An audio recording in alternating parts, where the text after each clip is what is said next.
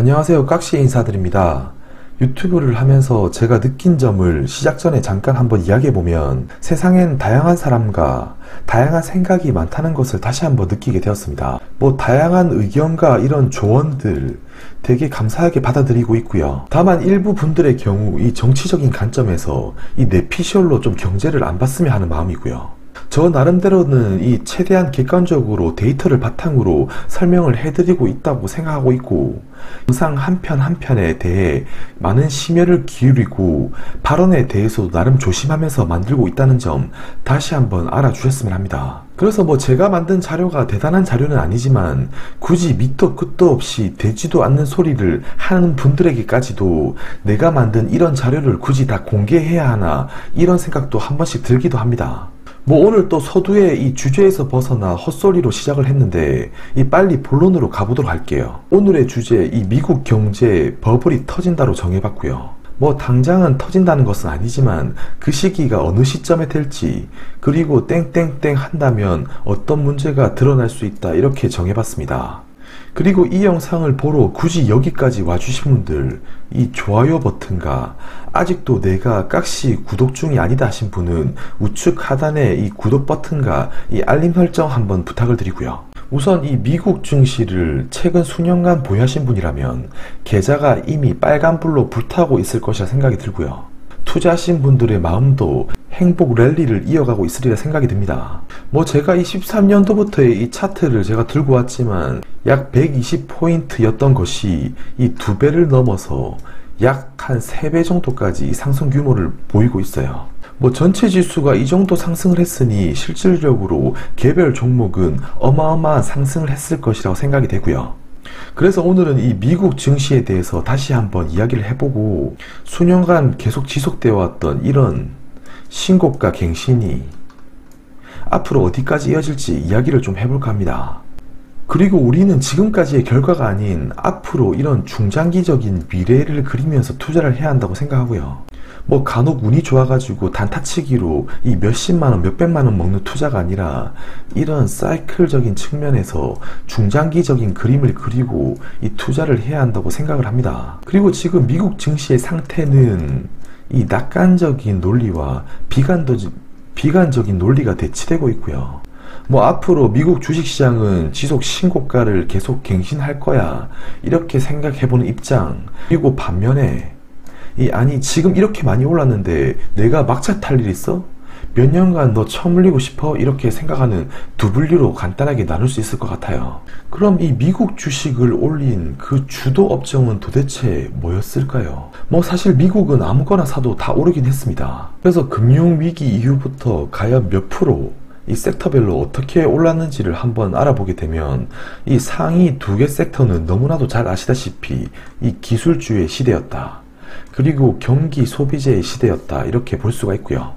그러니까 수익률이 2009년부터 이 843%, 그리고 기술주는 2009년부터 894.5%를 보이고 있습니다. 그래서 이때는 몰랐지만 지나고 보니까 이 800%를 넘는 이 어마어마한 수익률을 가져다 주게 되었고요. 그리고 하위 2 섹터는 그러니까 상대적으로 덜 올랐지만 에너지의 경우 이 92%를 나타내고 있고, 소재 부분의 경우 이 345%를 기록했습니다. 이거는 그냥 참고만 하시면 될 것 같고요. 그렇다면 앞으로 이 미국의 주가를 결정하는 요인은 뭐가 될까요?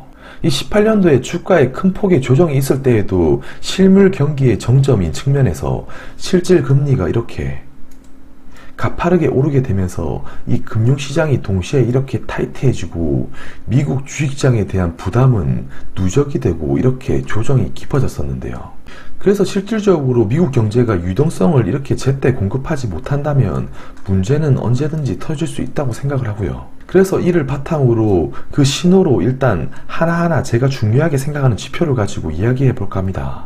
첫 번째 지표는 지금까지는 계속 이 죽서왔던 ISM 제조업 지수, 그리고 이 물가 지표와 금리, 이 부분에 대해서 좀 중점적으로 이야기해 볼까 하고요. 그래서 과연 지금 미국 주식시장에 내가 탑승을 한다면 지금은 과연 이 막차에 탑승하는 걸까?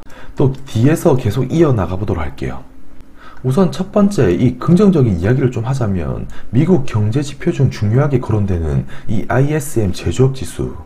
최근 미국과 중국의 협상적인 태도와 긍정적인 분위기는 아무래도 제조업 분야, 이 제조업 지수의 회복, 이 반등 신호를 줄 것이라고 판단이 되는데요.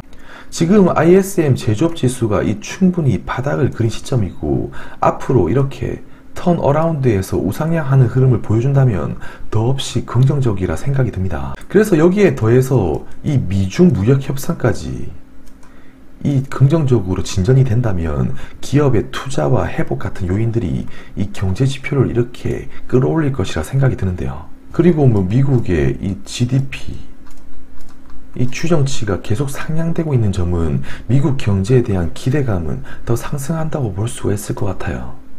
이 제조업 지수만 놓고 본다면 경기는 오히려 이 회복 초입에 있다고 생각이 듭니다. 그리고 이 부분에 대해서는 뒷장에서 또 얘기해 보도록 할게요.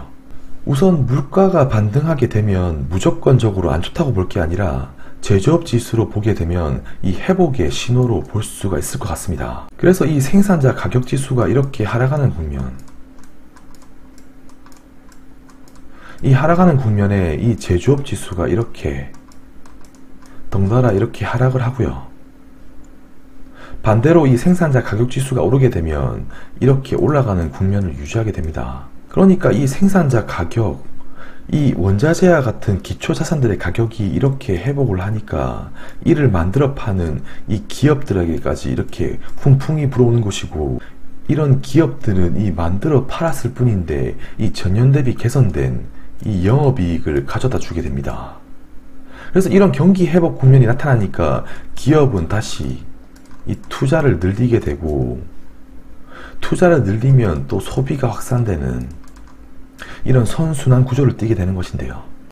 그래서 생산자 가격지수의 반등은 다시금 ISM 제조업지수의 이런 턴어라운드를 시사해 볼 수 있습니다. 다만 이 뒤에서 또 이야기할 것이지만 오늘 중점적으로 이야기할 부분이 오늘 이 부분은 아니고요.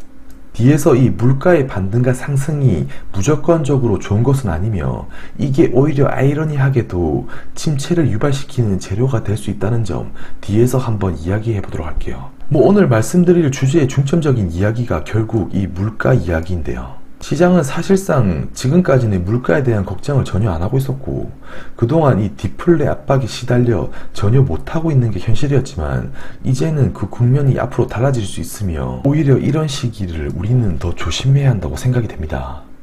결국 견조한 성장세 유지와 인플레이션이 이렇게 동반되어 나타나게 된다면 이는 추후에 주식시장이 오히려 독이 될 수 있다고 생각을 하고요.